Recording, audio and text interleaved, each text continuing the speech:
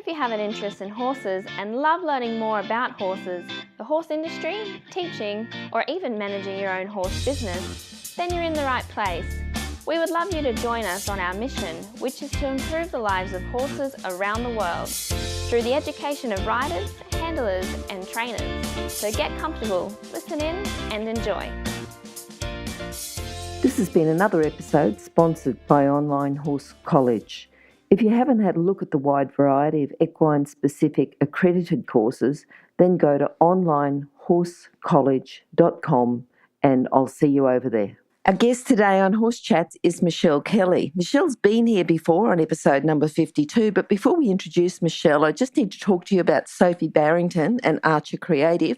Sophie's basically the equine professional as far as horse business marketing goes. She can do social media, websites, website design. Just contact her and you'll be able to find her details on horsechats.com. Search for Sophie, search for Barrington, or search for Archer Creative and you'll find her details. You can contact her about web design, social media, or basically whatever you need for your marketing needs. All right, now we'll introduce Shelley. How are you today, Shelley? I'm very well, Glenys, and thank you so much for having me back onto Horse Chats. I find it so interesting and informative to be listening to all my fellow equestrians and their stories. All right, well, it's lovely to have you back, Shelley, and we talked to you before in episode 52, and the listeners obviously liked you because they had you back on one of our Listeners' Choice episodes. You know, we only use the most listened to episodes for that, so you must be pretty popular yourself. Oh, that's very nice to know. Thank you. Now, Shelley, the 10 tips for improving competition results. Why did you choose that subject? You know, I mean, you've had some great competition, your results yourself. And if people would like to know a bit more about her background, go and have a listen. Michelle Kelly, episode 52, or just go to horsechats.com. And I think you can search for Michelle, search for Shelley, or search for Kelly, and you'll find those details. But tell us about the competition results. We know your competition performance results are excellent, but the actual subject? I think probably from a coach's point of view and from a previous competition competitor, I find the whole goal, the whole end result is improving the competition results. I think years ago, probably the little bit of difference with us older competitors was the competition, it was about business. It was about making the horses, the prize money was paramount. It was keeping the horses sound and well to perform over a very long season. You know, we did 48 shows in a year. The horses had to earn money to keep going. So therefore the competition result and the management of those horses was paramount. So improving the competition results was really the end goal of everybody. Yep. Okay, I can see the importance there. Now, the first tip you've got is the management plan. So tell us about the management plan. I think initially, I always say, even today to my clients, is the riding is the easy part. The actual going and getting on the horse and going around the show jump course is the easy part. The very difficult part is the management plan of the whole horse and rider, or whatever your sort of long-term goals are, keeping them sound, keeping them well, keeping yourself sound, keeping them well. So having a management plan is absolutely paramount for improving competition results. It's a very big document as such. It's a very big enterprise for you to embark on. I think that's where coaches probably need to assist riders to do that. But having a management plan is for everything really, but particularly for keeping athletes performing is vital. Yep. And I think we're going to talk now on our other points is to go into depth within that management plan, which is great because you've just said how vital it is, but we can talk in depth about some of these things that go into the management plan as well. I think the first one you've got is your training and exercise program. Yes, I think, putting together with your coach, but I think to actually achieve the end goal, you have to have an exercise program for horse and rider from the beginning. What we find is with athletes, we actually break down all the required tasks that we need and even bring it down to like a physiological analysis of what those tasks happen to be. Now, the task might be just, a show jumping competition that you need to be jumping metre 30, metre 40, something like that. Then you come down to like a physiological analysis, like, okay, we need to make sure that we, things like takeoff, landing, turning, jumping large obstacles, travelling on different surfaces, and right back to sort of muscle, bone, ligament programs.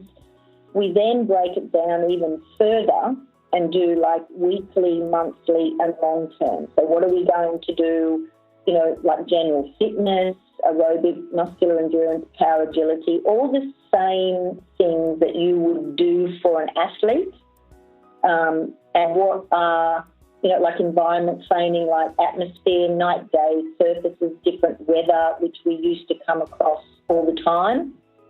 And I find these days that because they're not competing as much as what we did years ago, they don't have the advantage of sort of, for instance, riding in the rain all the time, not that there's any rain lately anyway.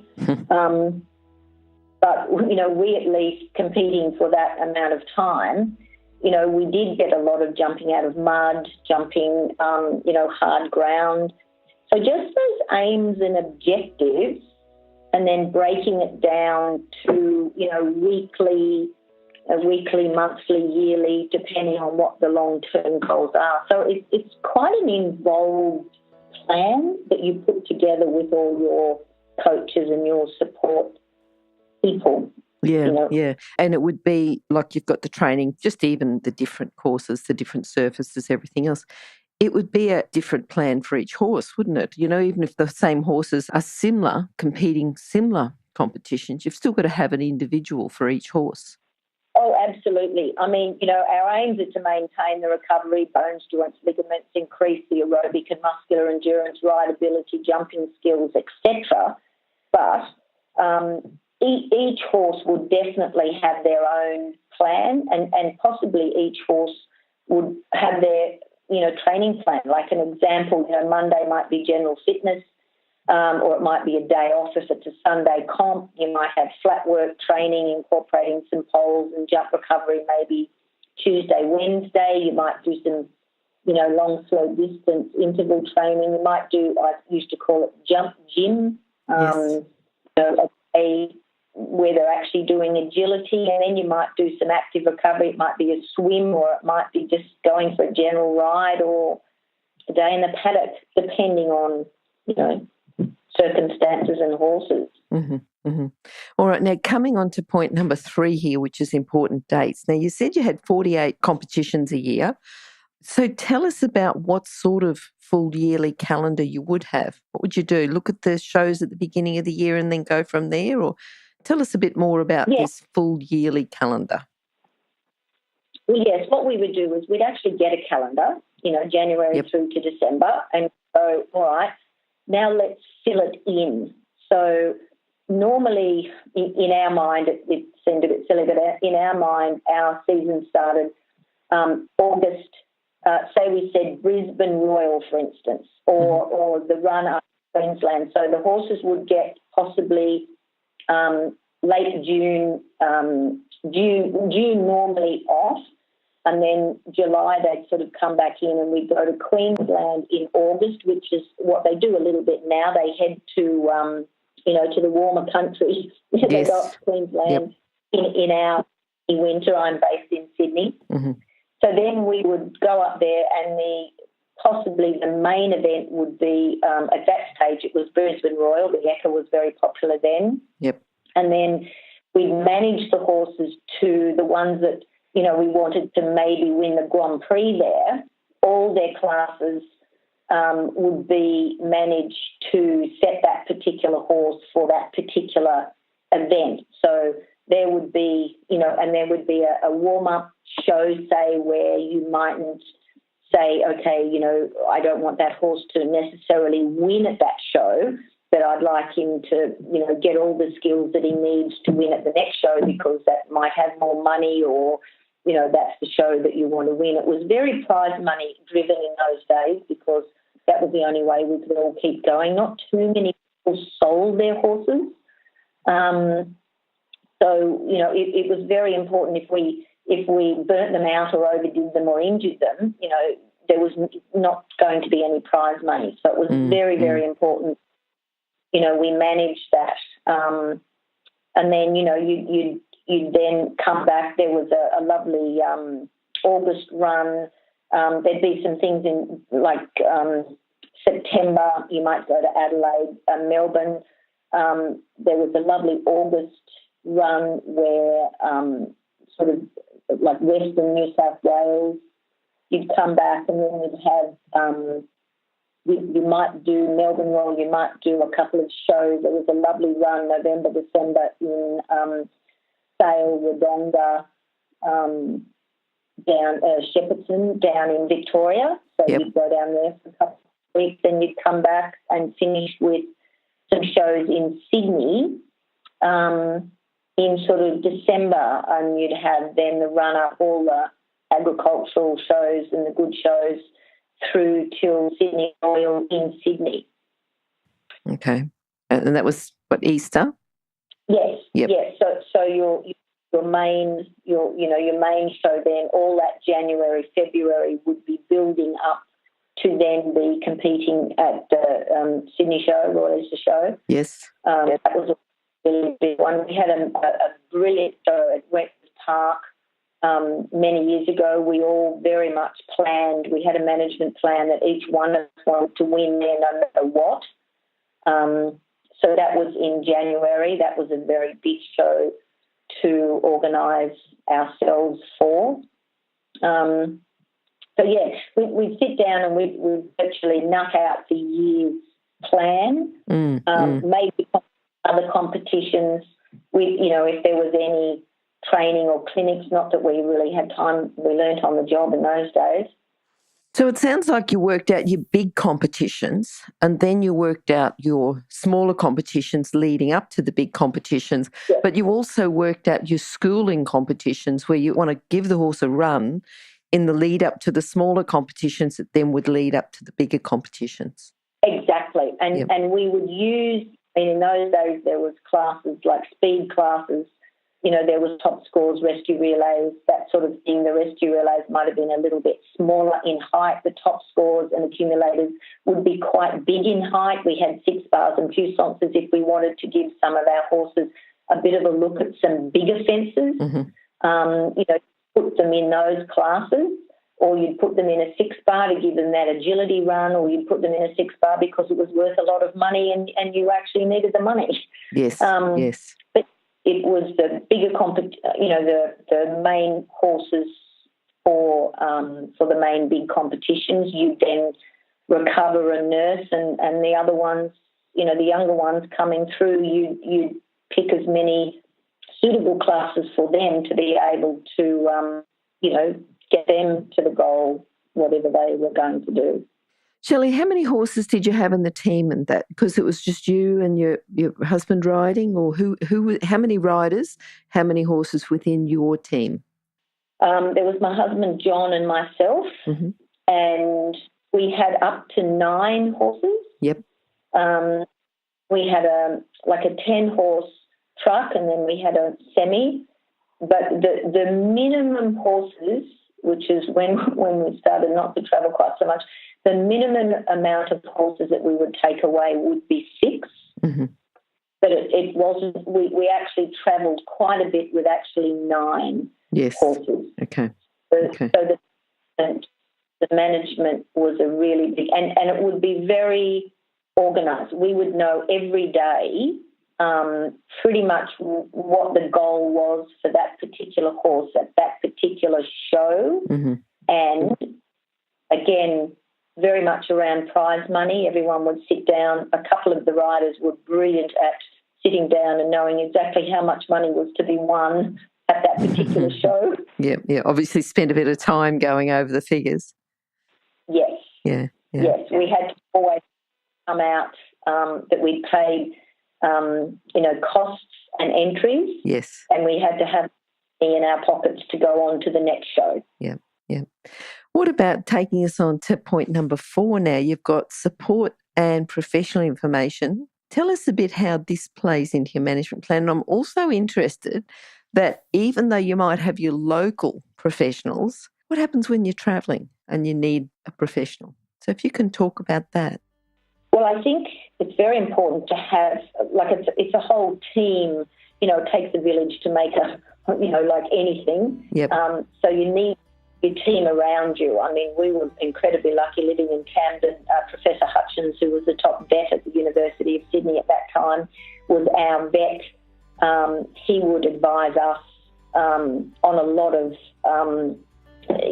management plan. For the horses, we had our vets, our farriers, our feed, our feed personnel. But then when we travelled away, we often would have people in different areas that we might rely on. We'd ring them and say, would we be able to organise some feed? You got to know, like, feed merchants, you got to know vets, you got to know even people, fellow competitors that might be skilled in another way. There might be somebody travelling that might have been a dentist or a chiropractor. There was chiropractors, people that did that sort of stuff that travelled as well, that they would, you get them sort of checking the horses while they're out there. Mechanics were a very important part of the support and professional information. So there was a very big networking. It was almost like every area, whether it be, Queensland, Melbourne, outback, New South Wales, Victoria, you would make sure that you had numbers of somebody that would be able to help from a vet, a farrier point of view. You would also, more now than before, you would have people that would be able to help you. Part of the plan was to keep yourself going as well. I mean, if you were injured or you were sore or you were stiff or something like that and you couldn't ride very well, you weren't going to be of any value to the team whatsoever. So I think we had a list of in those days, before mobile phones, of course, I'm very old. Yeah. We had a list of phone numbers and a very large networking. I think even now we could almost ring any place on the eastern seaboard and know somebody that, could give us the vet, the farrier, the mechanic, the doctor, the physio, somebody. So it's very networking and keeping that support personnel was very important. And now I must admit that none of the clients that I coach, we're incredibly lucky to have, like Roman Bell, who's our Olympic team vet now. He very luckily is the head vet at the University of Sydney now, and he's a performance vet, and he keeps a lot of horses. He's a wonderful physiological rehab vet for performance horses. So, I virtually don't coach anybody that doesn't realise the importance of nutrition and training and, regular vet support personnel to manage their horses, farriers, etc. So, vitally important network. Yeah, and I like the way you call, it's the team, isn't it? It's the whole team. Yes. I don't have those skills. So we certainly used to, Professor Dave Hutchins and Stephen McClintock looked after our horses all the time, and every time we left to go somewhere, I would make sure that they would give me the suitable veterinary, veterinary products they felt that to take with us on a long, and also, what we should do if, we did get an injury, and sometimes we'd go and actually watch them do some stuff just in case. I mean, John and I did have to, when a horse cut itself in a whoop-whoop situation, we actually, between us both, had to just do some general stitching. I don't know whether that should be public, but we did that. But we did, and we did an okay job, and, prof said, here's the gear, this is what you do if this happens. It wasn't huge and it wasn't life-threatening. Yep. But we did end up, doing things like that when we had to, because, you might have been in the middle of Queensland somewhere and you had to do it anyway.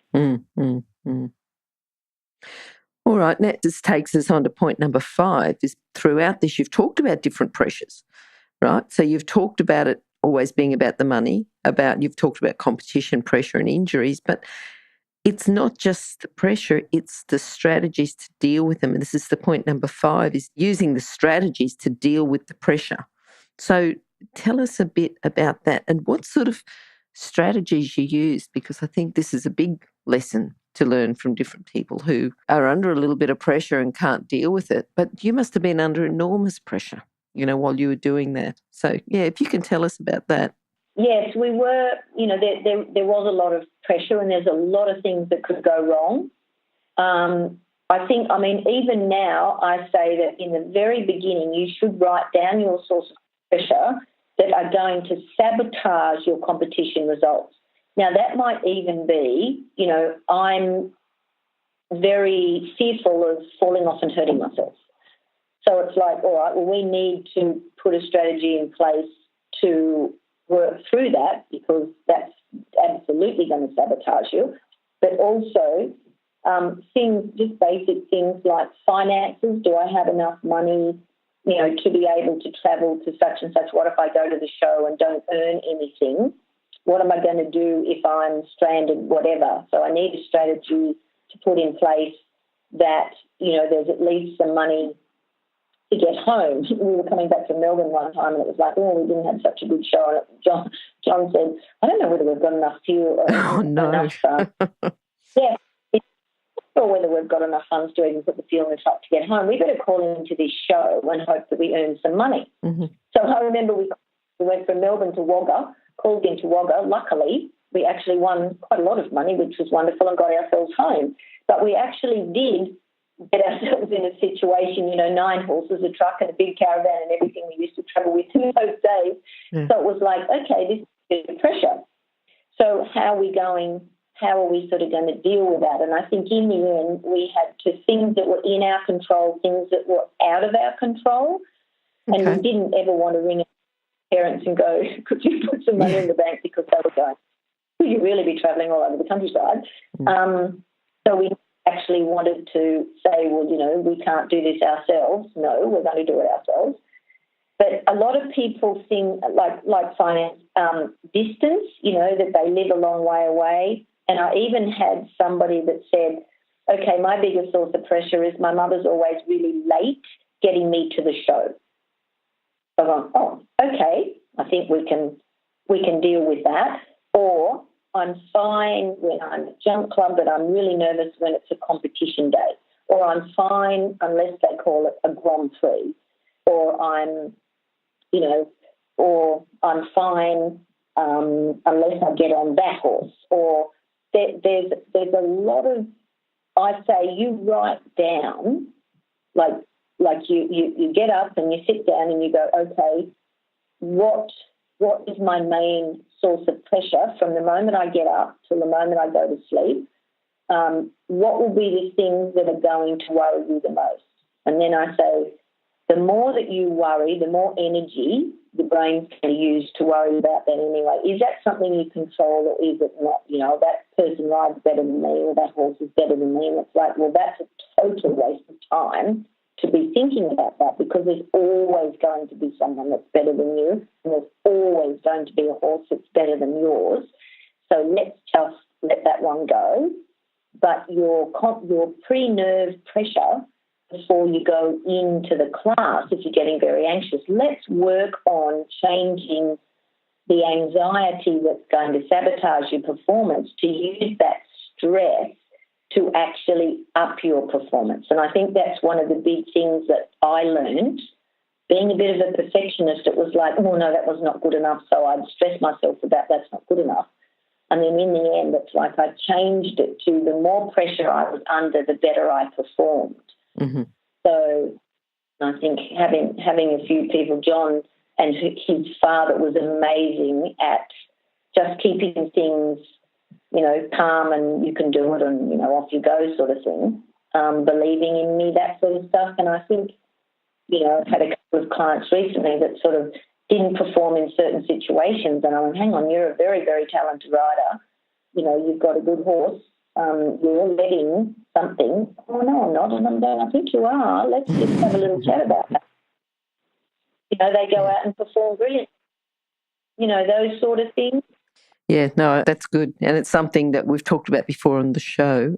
It's a big deal. It's a really big deal that people can be very good, have lots of talent, have talented horse, and do well in small competitions or at home and then get to a big one, which is not out of their depth. It's quite within their scope of what they can do, but all of a sudden they can't perform. So that whole mindset, it really is a big deal, isn't it?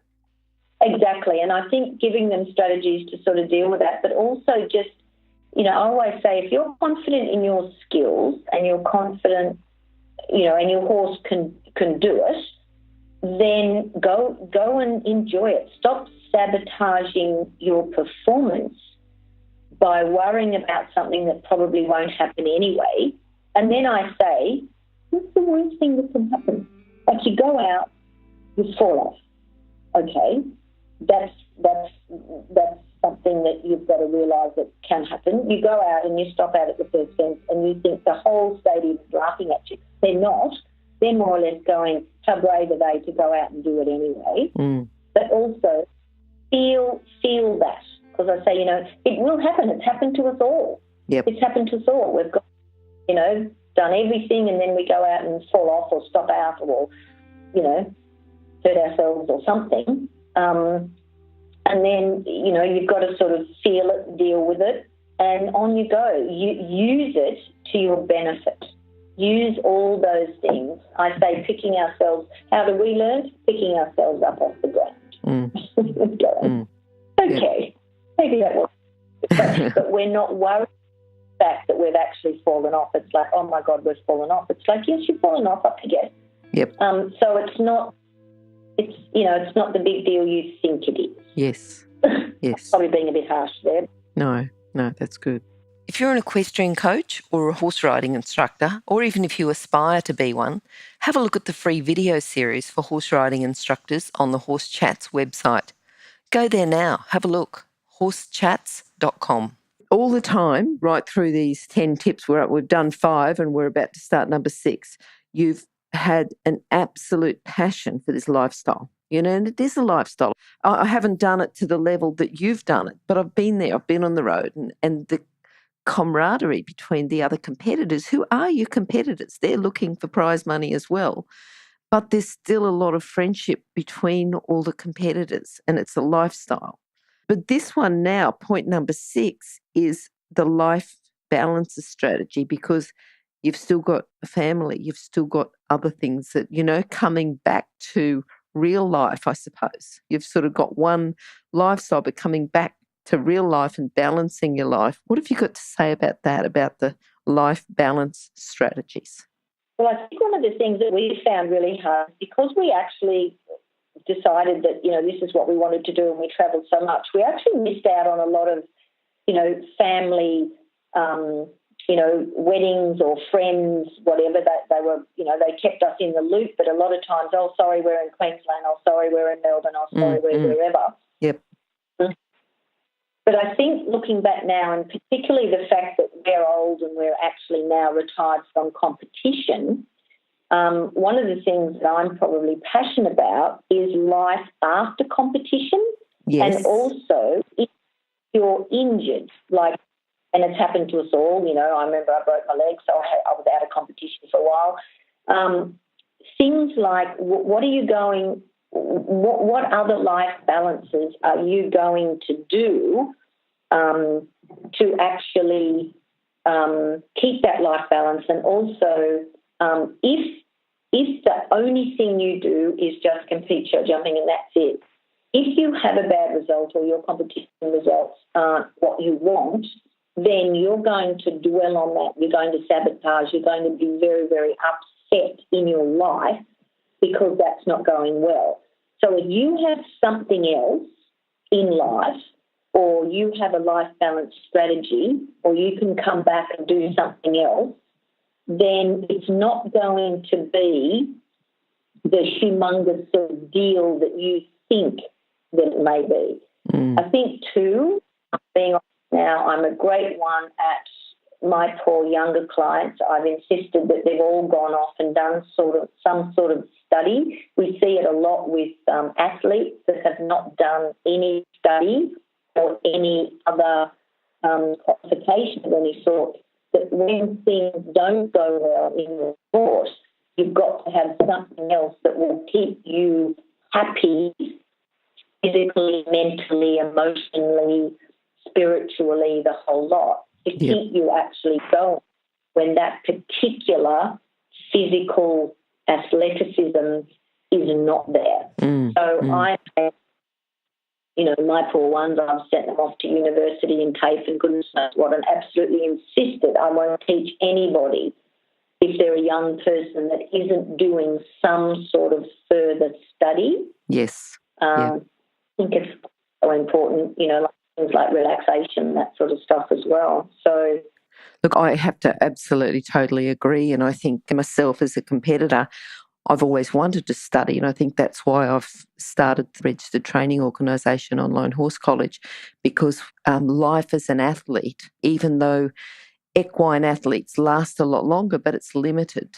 And if you want to stay within the profession of horses, there's so many different other ways and different other paths that you can go down. Still even having the horses as a background, I think it's just really widening up now that you can use other skills to complement your horse knowledge, other study to complement, or you can just go on to horse-related study. There's just so much there and so many opportunities. And I think that if you're not going on and doing that ongoing study and learning, that's where you get left behind, and you're just someone who's learnt to ride a horse but they can't ride anymore physically, and you don't have any other skills. No.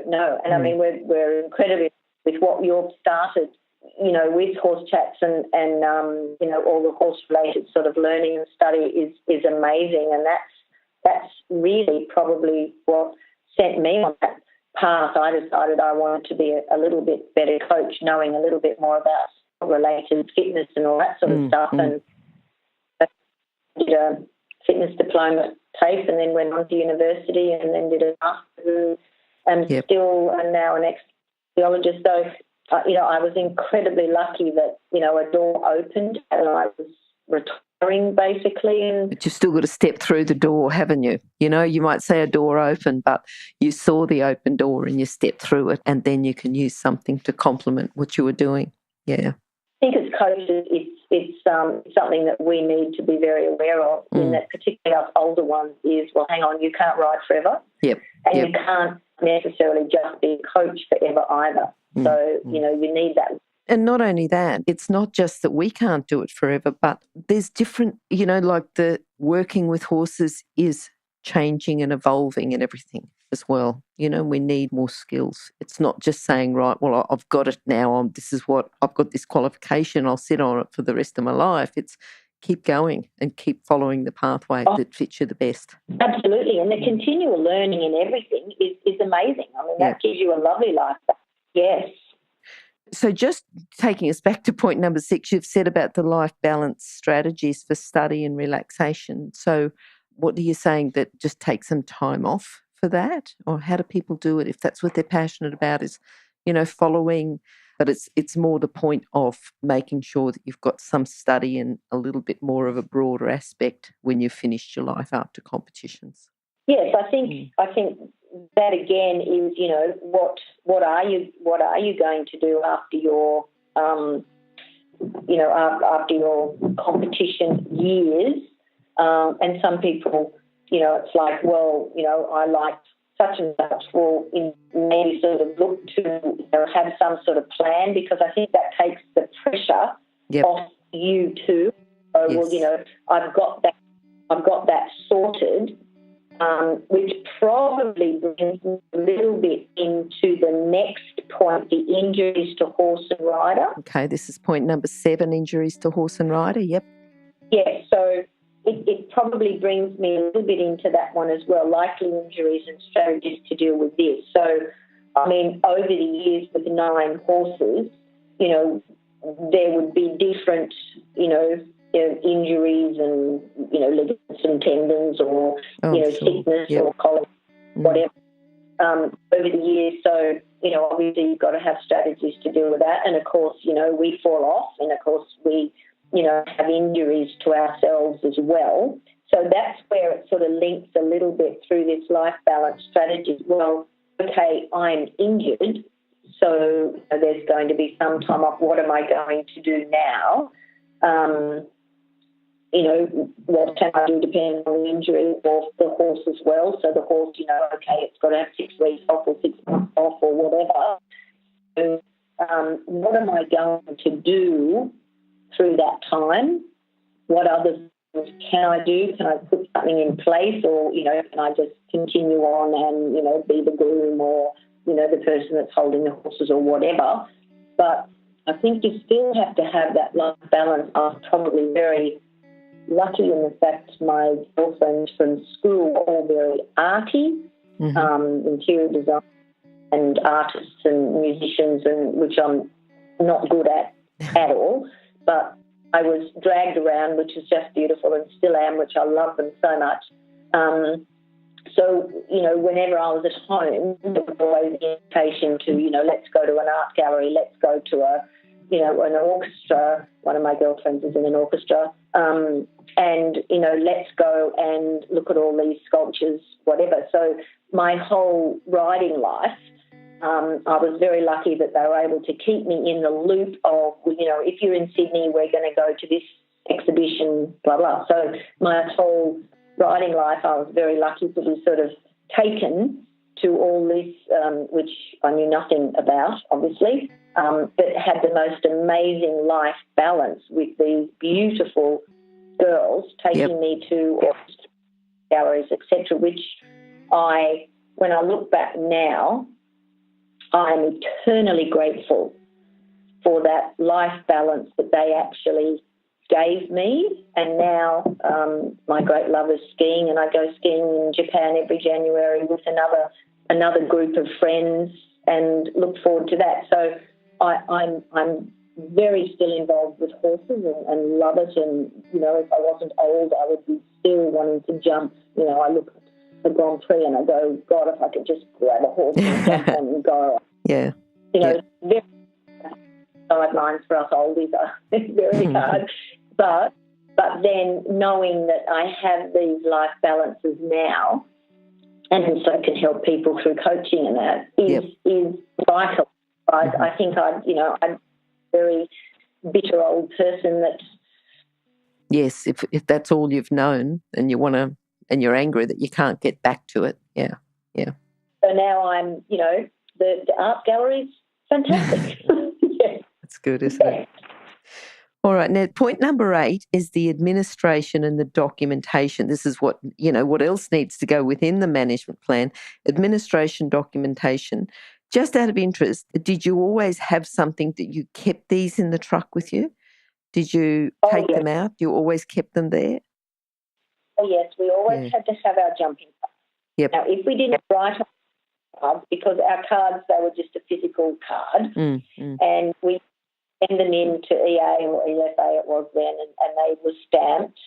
And if not, they could technically stop us at a show if we didn't present our cards, if the cards weren't up to date, get into trouble.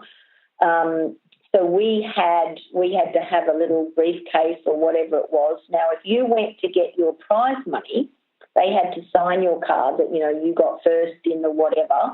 So therefore, we will now hand your prize money to you because we've actually signed your card. So it was a big drama if you had lost your card, left your card, whatever, and they were within their rights to stop you if you weren't a member. They could check it out. If you didn't have your card and the appropriate card for the appropriate horse, they could withhold your prize money, which, of course, was the worst thing that happened to anyone in those days. Yes, especially when you needed money to get put in the truck to get fuel, to go home. Yeah. Yep.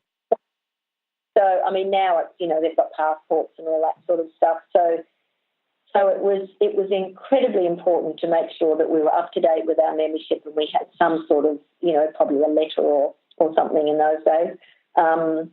And all our jumping cards, and they were up to date. And then also we had this performance book because all the big royals, you had to put in your performance. Yes. So we had a file, which I still say to everyone, you must keep this file because, number one, you've got to have the performance if you're going to go to royals. And number two, you need to analyse your results. So you need to have a look at, you need to be writing all your results every week. I got 4 faults in this, or I won this, or third in this, whatever. So you're analysing your results anyway. We rode for a lot of owners. So the owners always, how did you go? Well, I just opened the book because, I couldn't remember from one show to the next half the time. There were 9 of them. And I would just have the book in front of me and go, oh, we got third in this and then second in this and blah, blah, blah. So we kept a folder with all the horses' performances. And then in the end, when,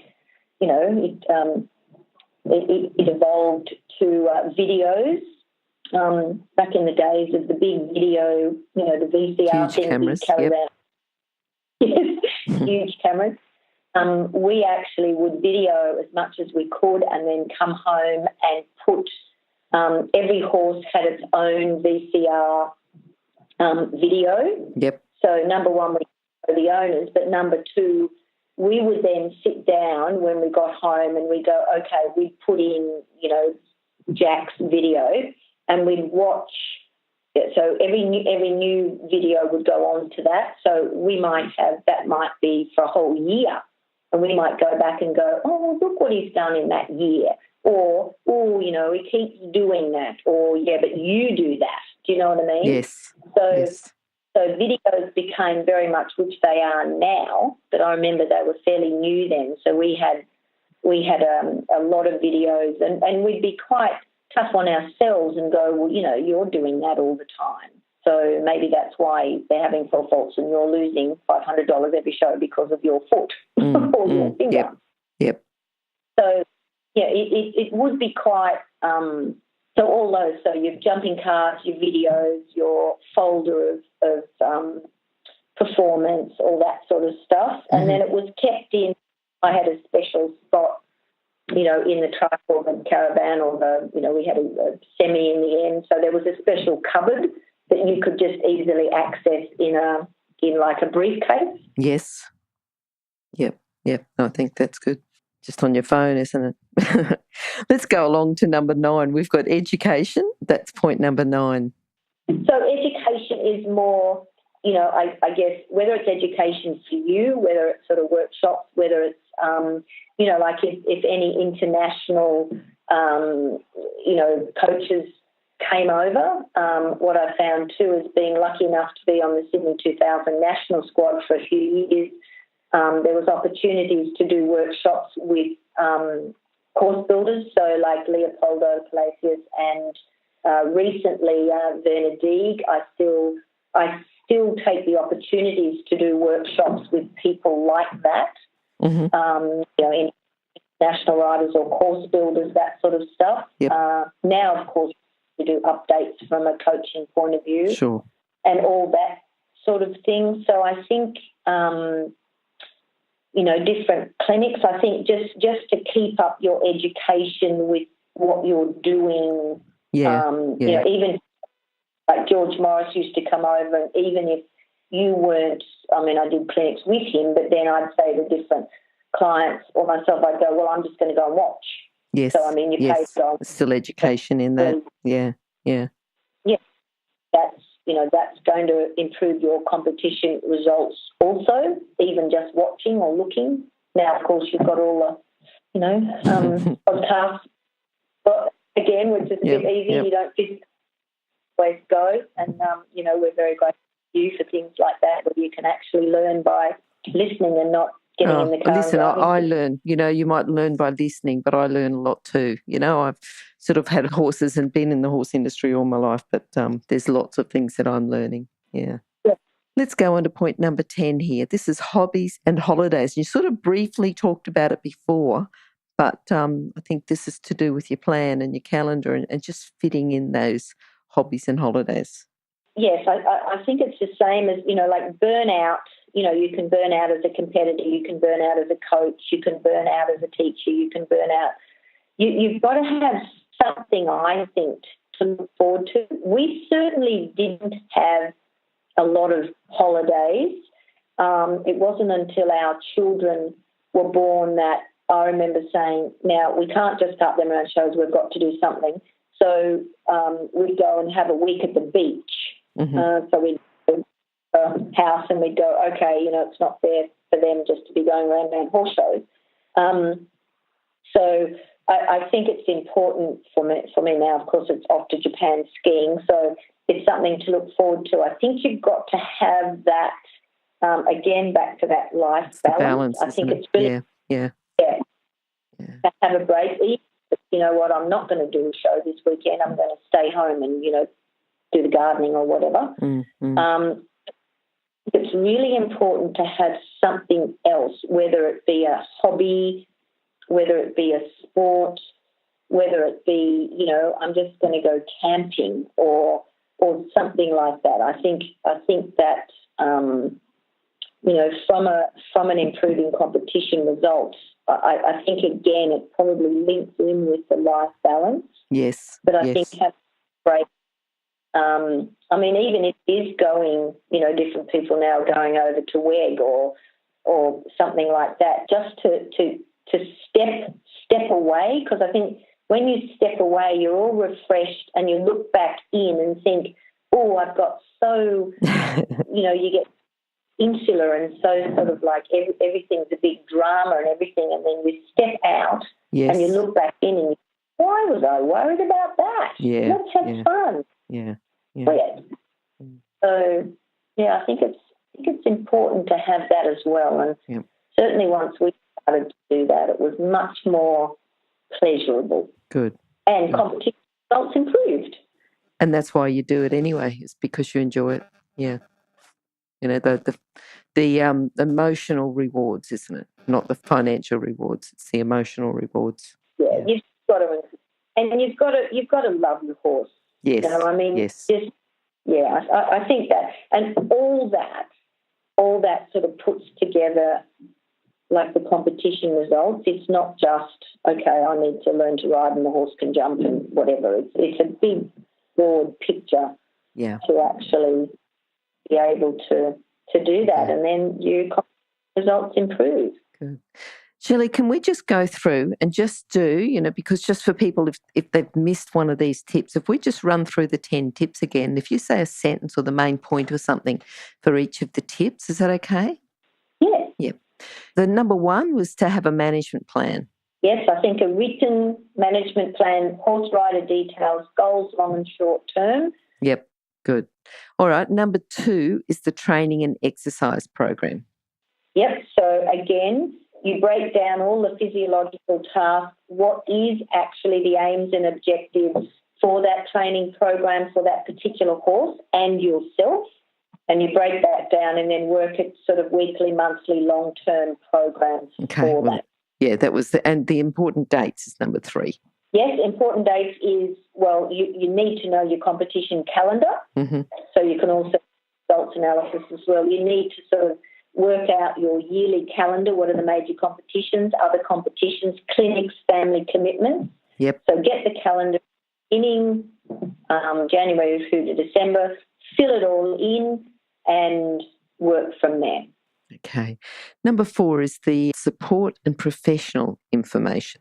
Well, you can't do it by yourself. It's mm-hmm. not sort of sport to do, but also you've got to have a really management overview of all your support personnel, your vets, your farriers, your feed, your mechanic, your personal trainers, your exercise physiologist, physio, massage, Pilates instructor, as it is for me, your medical, your doctor, all your family numbers, your phone numbers. To have a really good, strong support personnel around you will certainly take a lot of pressure and assist you in performing. All right, the number 5 then is the strategies to deal with the sources of pressure. Yep, so it's virtually writing down all your sources of pressure. Like, is it an emotional source of pressure? Is it an anxiety? Is it finance? Is it distance? Is it family or peer pressure? Is it competition pressure? Is it that you've got some injury to you and your horse? You get things that are in control, your control, things that are out of your control. You've got to work out. You can do something about things that are in your control. Don't worry about the things that are out of your control. That's a waste of time and that'll sabotage you. Mm-hmm. So then every pressure that you can think of that might impede your competition results, you work through with your support crew, normally your family and your coach, etc., to put strategies in place to minimise that so it will not sabotage your performance. Good. Okay, number 6 was the life balance strategies. If all you do is just you have to perform in show jumping or horses or whatever and that's it, and you have no other life balance strategies, you're putting a lot of pressure on yourself anyway. So I feel that if you have something else in your life, whether it be, life after competition, whether it's, you've had some injury, you're doing some study, some relaxation, that you've got some life balance strategy that if you do get some not positive competition results, that your world's not going to fall apart. Yep. You just get that balance back so you've got that emotional, spiritual, physiological, physical dimensions of wellness, that everything's covered. Mm-hmm. If you do fail in the competition arena, it's not the end of the world. Okay. All right, number 7, this links back to the life balance strategies, is injuries to horse and rider, but the strategies and plans to deal with it. Yes, there will be. It is a dangerous sport, and there will be. I don't know anyone that hasn't gone through the sport without injuries to oneself or injuries to the horses. Yep. So it's then, number one, dealing with the fact that will, 100% possibly happen, and then dealing with injury, dealing with plans and strategies to sort of to deal with that, like what's going to happen if you do, hurt yourself. Mm-hmm. What are we going to do? Yep. So it's just, I'm going to put somebody else on my horse for that period of time. And I mean, that's a fairly common step. We were lucky because if I fell off and hurt myself, John rode them. If he fell off and hurt himself, I rode them. But if we got somebody else, if that's the case, or the horse goes out for a spell, or depending on our injury, what plans are we going to do to get us back going again? Sure. Okay, number 8 was the administration and the documentation. Yeah, just not to be caught short with, not knowing the rules, not having your appropriate passports or jumping cards as we had in those days, not getting to a show without, number one, knowing the rules. I mean, now it's all about, if your back boots are too heavy or the wrong back boots, you can be eliminated if you've got, knowing the rules and regulations. Don't put extra pressure on yourself not having all the appropriate documentation, membership, and knowledge of the rules with you.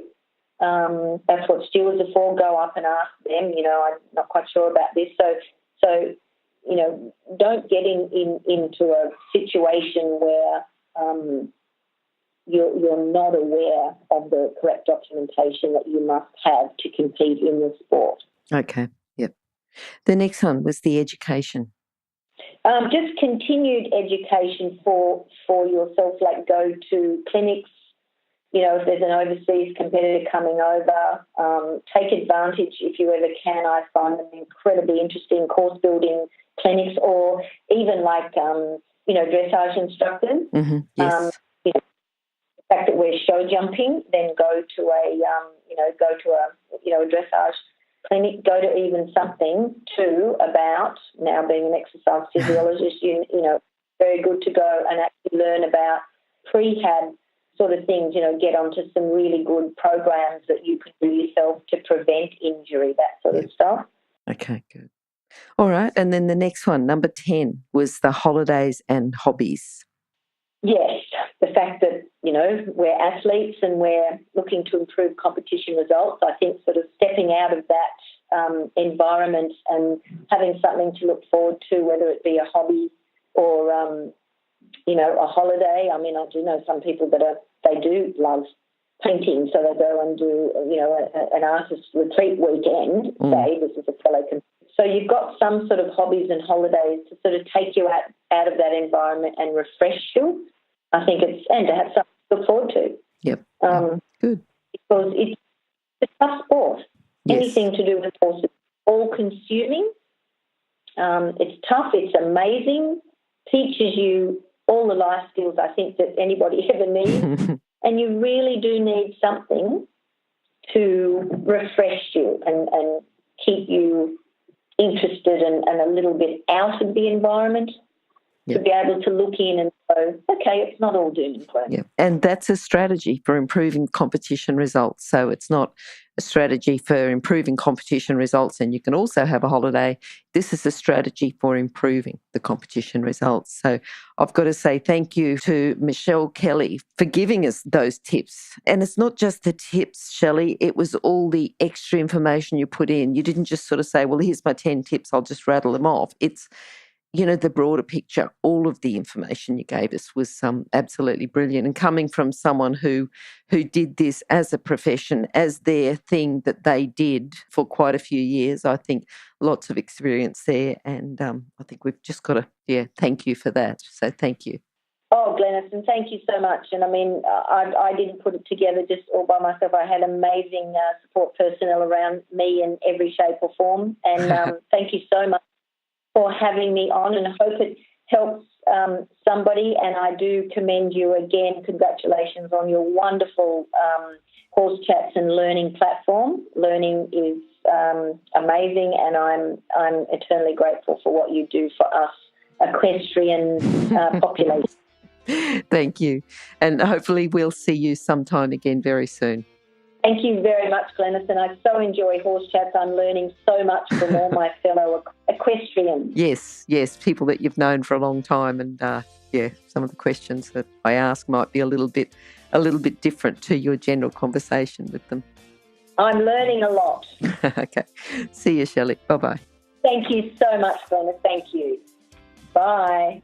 Now, if you're still there, you probably know that I'm absolutely passionate about education within the horse industry. That's why I host this podcast. My other venture is Online Horse College. Have a look now at onlinehorsecollege.com and I'll see you over there. Remember that our comments and instructions are general in nature and do not take into consideration your individual horses or your individual ability and circumstances. If you enjoyed this podcast, then please leave your comment below.